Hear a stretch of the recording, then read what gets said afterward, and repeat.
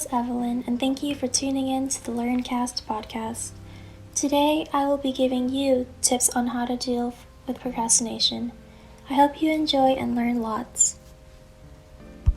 Before we get started, know that different things work for different people. So if one thing might work for you really well, it may not work for another person really well, and vice versa. So find what works best for you. Before you even start working, you need to prepare. I would first start your preparation with having no distractions. You can put your phone in a different room, shut it down, give it to a parent, and just do whatever you need to eliminate the biggest, most common distractor in most of our lives, which is our phones. After that, I would make sure to have an organized workspace.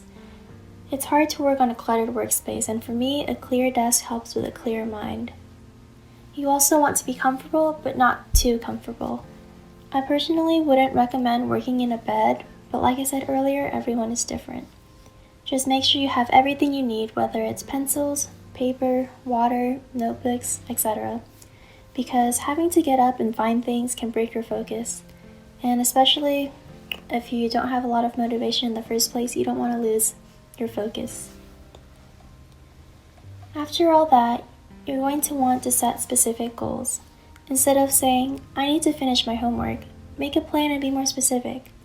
You can break it down, whether it's finishing a specific thing on a project or doing the first 5 paragraphs of your English essay or finishing all the odd problems of your math homework. Whatever it is, make sure it's specific. This really depends on the person, but scheduling might help. Sometimes on busy days, I'll plan out my entire day using a block schedule. For example, I would say from 5 to 6, I'll do my homework. From 6 to 7, I'll eat and shower. From 7 to 7:30, I'll watch YouTube or something. Blocking your day can help discipline and divide your time better. However, make sure to give buffer time in case one task takes longer than expected. That way, your entire schedule won't get pushed back. If you stay right on track, use that buffer time as an extra break.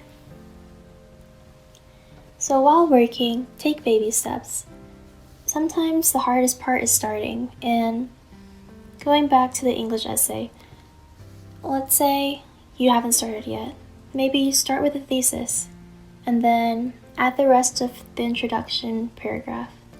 Then start the first body paragraph. And once you get the ball rolling, it's easier to keep going. Something that really helps me personally is called the Pomodoro Technique. It's basically where you have 25 minutes of work and then a 5-minute break. After doing this 4 times, have an extended break of 15 to 20 minutes.